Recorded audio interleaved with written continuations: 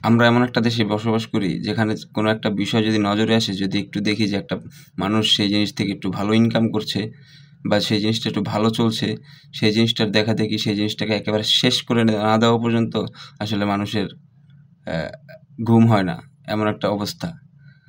খুব রিসেন্ট একটা উদাহরণ দেই। আগারগাঁওয়ের ভাইরাল জাকির ভাই, যে কিনা তার ওয়াইফের হাতে বানানো হোমমেড কেক বিক্রি করার জন্য সেখানে বসে এবং কিছু ইউটিউবার ভাইদের মাধ্যমে সে ভাইরাল হয়। বেশ ভালো কথা, তার ব্যবসা আরও চাঙ্গা হয়ে ওঠে। তার কেক সবাই খেতে যায়।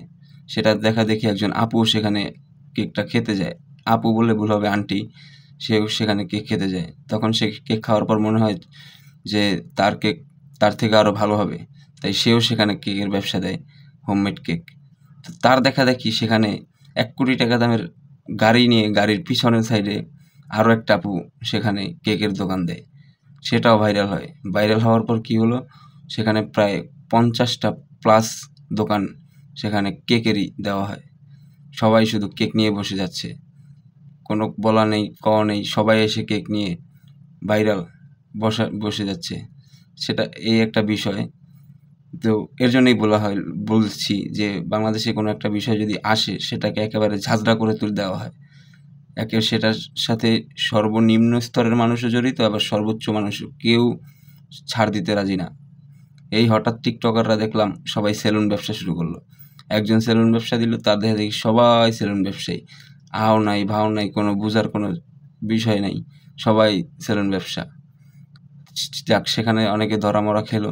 তারপরে কী হলো? দেখলাম মোবাইলের ব্যবসা শুরু করলো একজন। তার দেখাদেখি সবাই মোবাইলের ব্যবসা দেওয়া শুরু করলো। হ্যাঁ, এই একটা বিষয়। তারপরে আবার দেখলাম কিছু ভাই হচ্ছে গিয়ে ট্রেডিং জগতে এসে ট্রেডিংটাকে প্রমোট করলো। ট্রেডিং থেকে অনেক লাখ লাখ কোটি কোটি টাকা কামাচ্ছে। সবাই সেটার উপরে ঝেঁকে পড়লো। হ্যাঁ, তো আমাদের দেশের ভাই বোনেরা যারা আছেন, আপনি যে কাজ করেন না কেন, যে কাজের প্রতি অভিজ্ঞ, সেই কাজটাই করার চেষ্টা করুন। আল্লাহ তাআলা বলেছেন, আপনি যে লাইনে আছেন সেখানেই থাকুন, সেখানেই আপনার রিজিক হবে, সেখানেই আপনার সফলতা সুনিশ্চিত, যদি আপনি ঠিকমতো পরিশ্রম করেন। কাউকে দেখে, কাউকে কপি করে সেখানে হিমরেখা পোড়ার কিছুই নেই। এটা অবশ্য আপনারও ক্ষতি, সাথে যারা থাকবে তাদেরও ক্ষতি। হ্যাঁ, বলতে পারেন যে রিজিকের মালিক আল্লাহ, যার রিজিকে যতটুকু আছে ততটুকুই আসবে। কিন্তু তাই বলে এমন না যে আপনার একজনের ক্ষতি করে আপনার রিজিককে আপনি গেইন করবেন। তাই যে পথে আছেন হাতের কাজের দিকে মনোযোগ দিন, আপনাদের নিজস্ব কাজে সময় দিন। নিম্ন স্তর যে বললাম, সর্বনিম্ন স্তরের ভিতরে দেখাই, হঠাৎ বাংলাদেশে অটোরিক্সার একটা প্রচলন ঘটলো।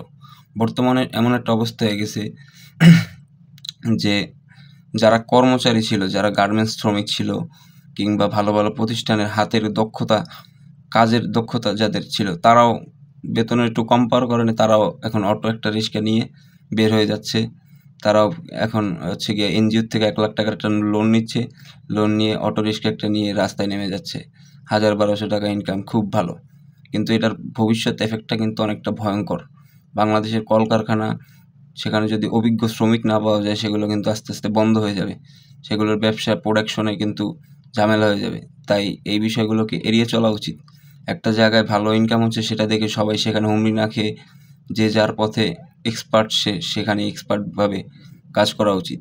হয়তোবা আজকে ইনকাম কম হচ্ছে, ১ বছর পর সেখান থেকে আপনার ভবিষ্যৎ সুন্দর হয়ে দাঁড়াবে। তাই যে পথেই রয়েছেন, ধৈর্য ধরে সেই পথটাকে কীভাবে এগিয়ে যাওয়া যায় সেই চেষ্টা করুন। কারোর ভালো দেখে তার পিছনে লাগার কাজগুলোকে বন্ধ করতে হবে। আমরা যেহেতু প্রযুক্তির সাথে দিন দিন এগিয়ে যাচ্ছি, তাই আমাদের স্বভাবগুলোকেও দিন দিন পরিবর্তন করা উচিত। তাহলে আমাদের দেশটা সুন্দর হবে এবং আমাদের জাতিগত সত্তাগুলোও চেঞ্জ হবে এবং আমরা অনেক দূর এগিয়ে যাব। সবাই ভালো থাকবেন। আসসালামু আলাইকুম।